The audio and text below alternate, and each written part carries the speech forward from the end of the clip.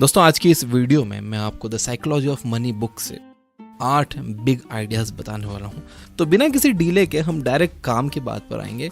और पहला big idea है यू डोंट नो एवरीथिंग। हम हमारे एक्सपीरियंसेस के बेस पर कोई भी राय बनाते हैं। थोड़े से एक्सपीरियंस पर कई लोग ये मानने लग जाते हैं कि उन्हें इस दुनिया के बारे में सब कुछ पता है, लेकिन वो ये बात भूल जाते हैं कि दुनिया में 800 करोड़ लोग हैं और हर इंसान की अपनी अपनी अलग राय है और हर कोई अपनी दुनिया में सही भी है।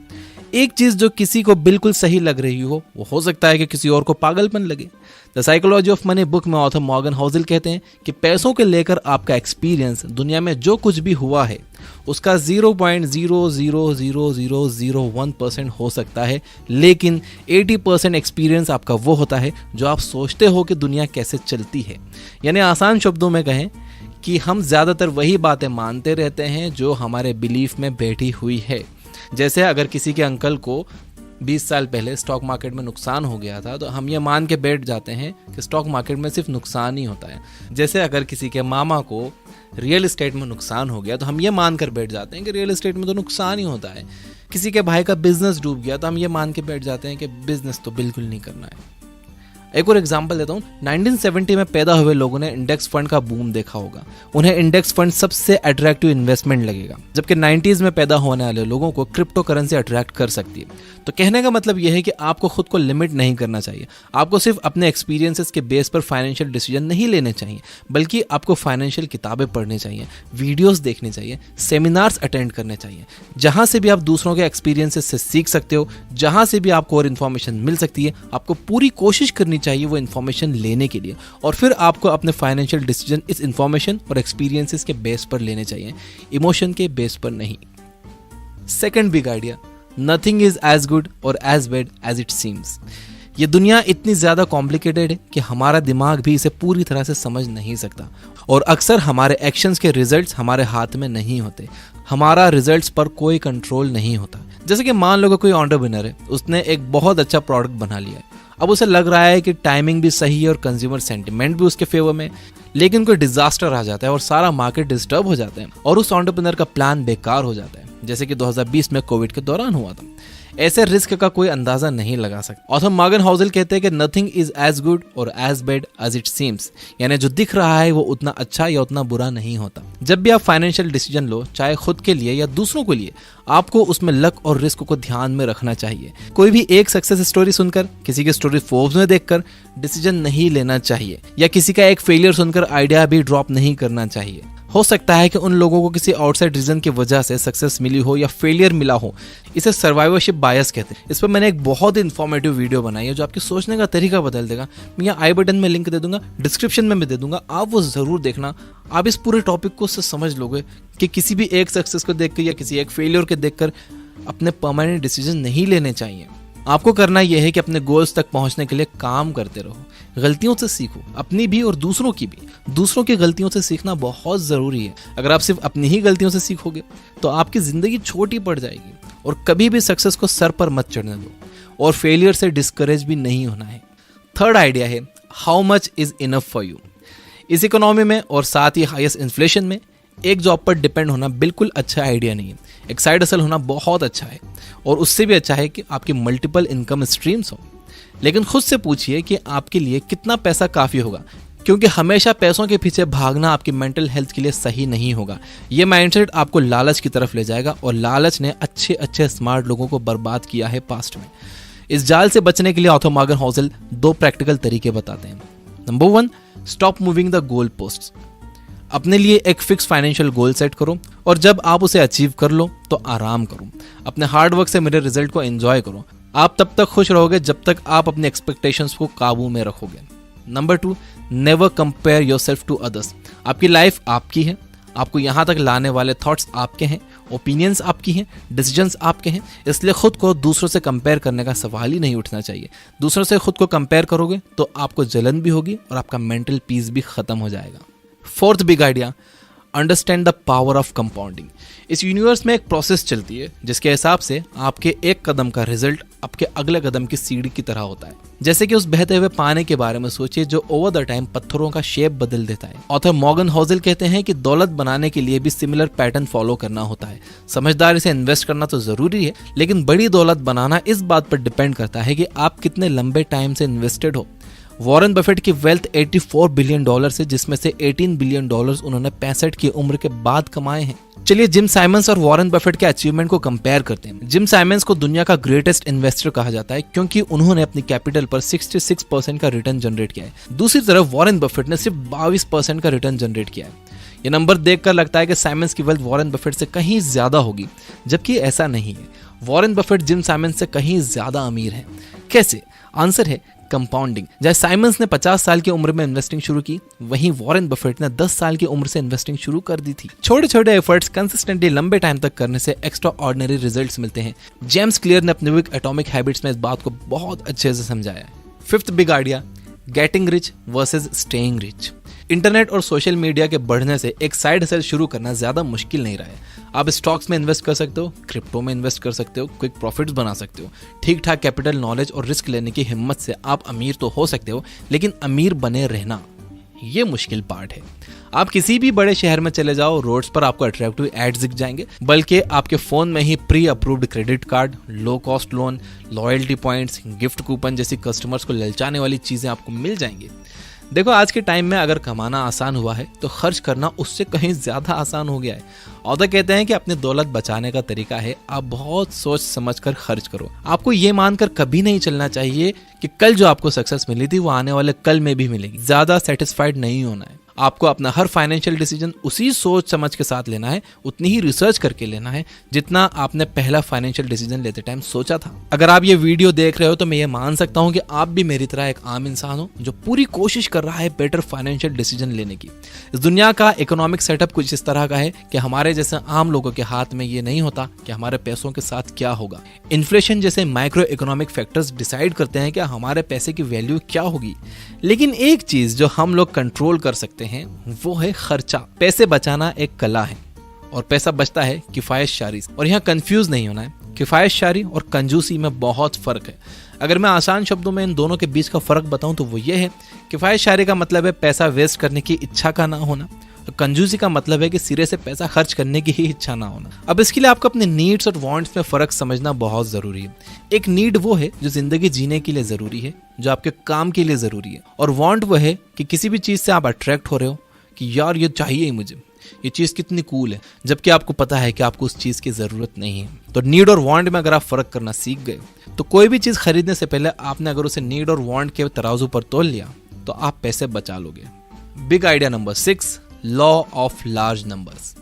लॉ ऑफ लार्ज नंबर्स एक एक्सपेरिमेंट को कई बार रिपीट करने से मिले रिजल्ट्स को प्रिडिक्ट करता है। यानी अगर आप एक एक्सपेरिमेंट बार बार करोगे तो आपके सक्सेसफुल होने के चांसेस भी बढ़ जाएंगे। एज एन एंटरप्रेन्योर आप अपने काम में भी law of large numbers apply कर सकते हो।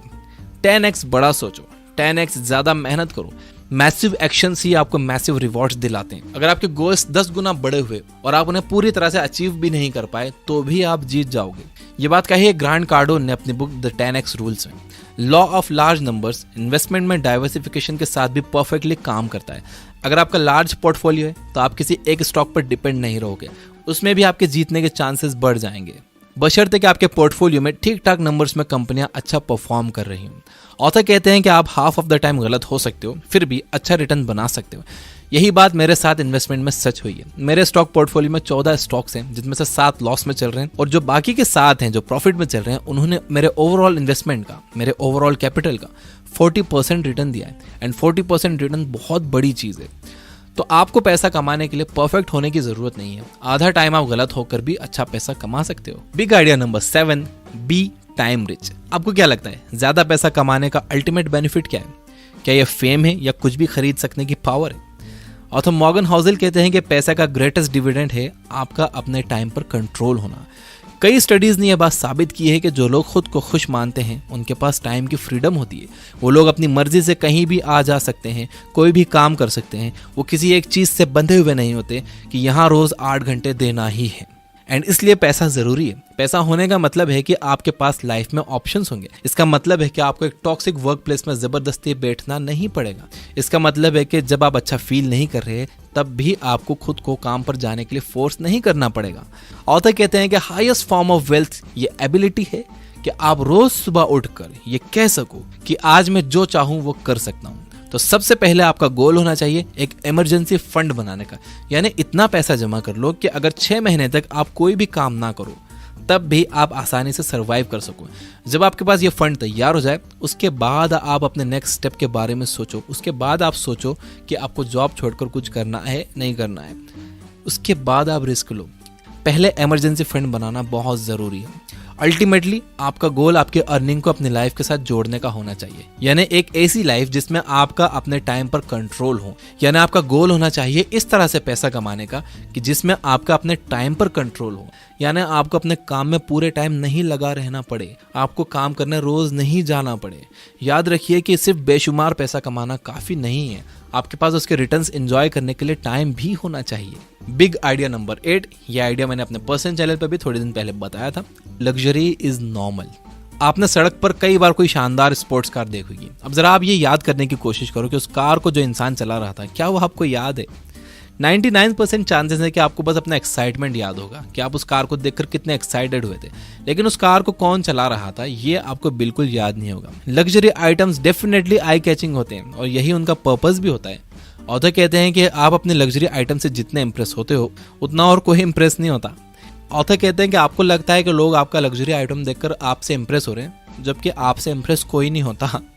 डे टू डे लाइफ में आपको एक कार की जरूरत होती है, सिर्फ किस लिए? पॉइंट ए से पॉइंट बी जाने के लिए।